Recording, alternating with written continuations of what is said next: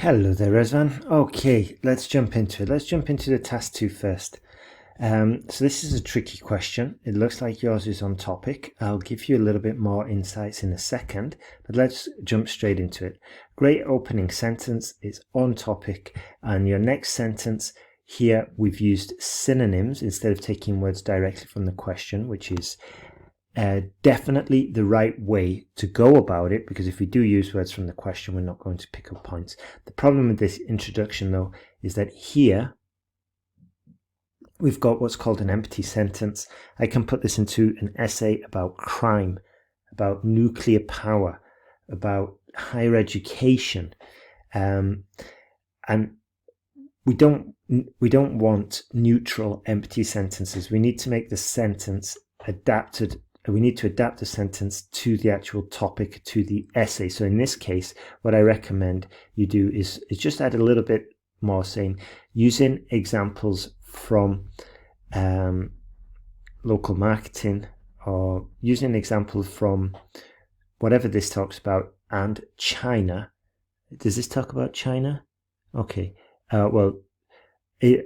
Using examples from local trade and Islamic countries to demonstrate points and prove arguments. You see? Now we've made it relevant to the topic and, more importantly, to the essay. International marketing can be beneficial in many different aspects. First, it provides an opportunity for economic growth and more profits. Good. Many businesses are not successful locally, but they can attract more clients in the international markets. Fine. That helps them grow. I would have said this because the point we could also say which. I'd have gone with this though.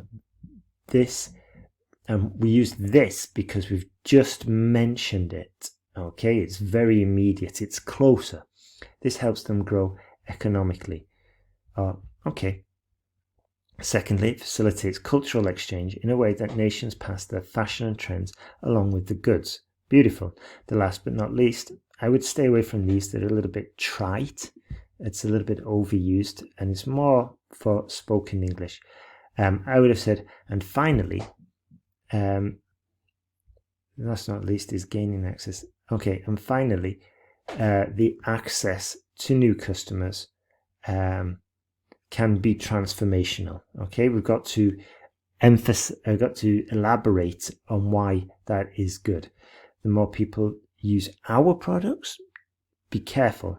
The more this isn't our business, yeah? And we've only introduced this our concept earlier. Before, you were talking about many businesses. So we've got to keep it consistent. We don't want to change between many businesses in a general term and then talk about our own company. So we keep it consistent. Okay? The more people using products from the local manufacturer, for example, the more popular and well recognized their brand would be. Okay, and we just use there a modal verb instead, just to introduce a sort of like conditionality in there. So good work there, good work. But also just remember, international marketing is like about advertising. It's not just about selling abroad. It's like Coca-Cola, an American company, selling in Nepal. So we should really be talking about advertising campaigns, and in this case, maybe introducing people to a greater range of products. They've got the local Nepali soft drinks, for example, and they've also got Coca-Cola. Okay, just an example. And also, I think your essay, this body paragraph, would benefit from a real-world example of when this has happened.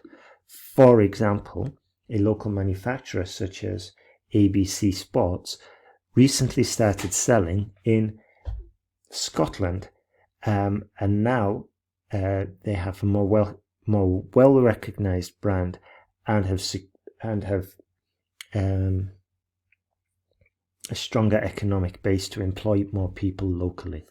Okay, now it's a clear advantage. On the other hand, international marketing is not easy. So not easy is kind of basic. What could we say is incredibly challenging.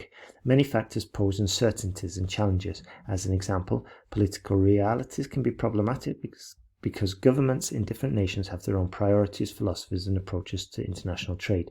So yeah, be careful.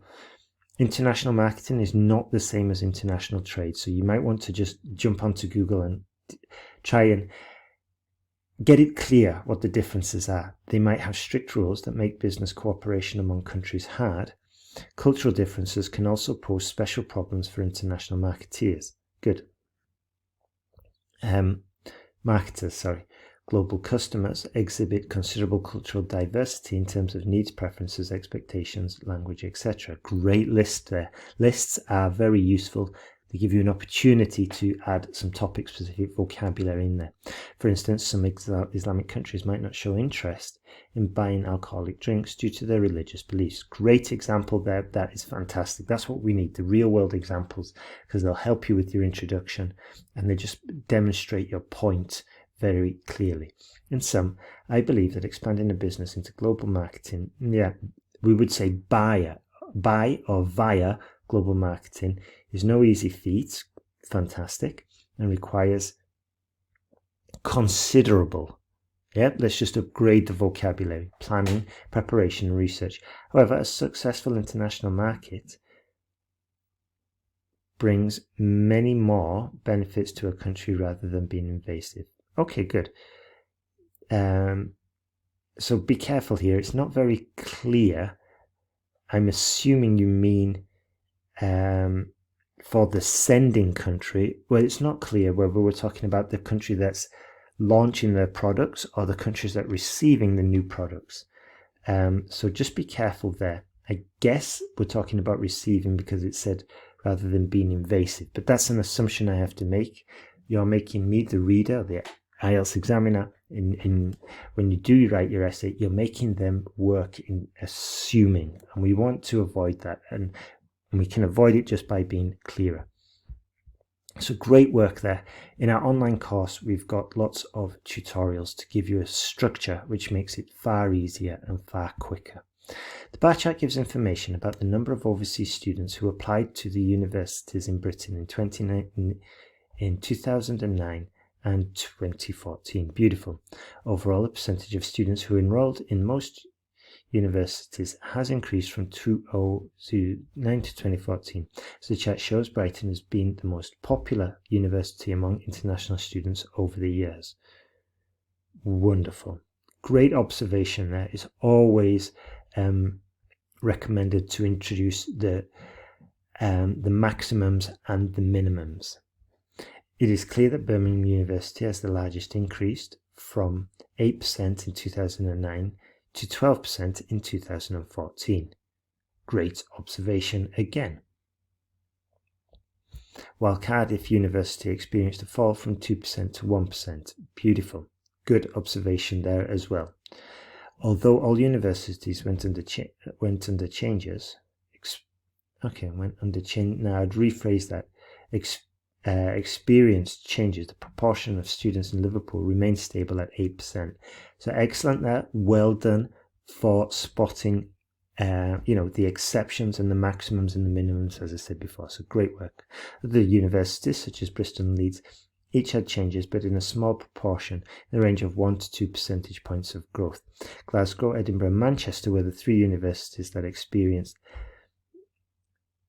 significant, again, upgrading the vocabulary, changes in their enrollment. Positive or negative, okay? Positive or negative, significant positive and negative changes, or whichever the case is, okay? Glasgow and Edinburgh, check your spelling, jumped from 4 to 6%. Okay, so we should have said experienced significant positive changes. Okay, and Manchester from 3% to 6%. So wonderful work there, wonderful work. I think regarding selecting the data, you're very strong. However, as I said, there are some points that we do want to include. Maybe we could have grouped a little bit of information. Well, you did group it actually, so that's fantastic.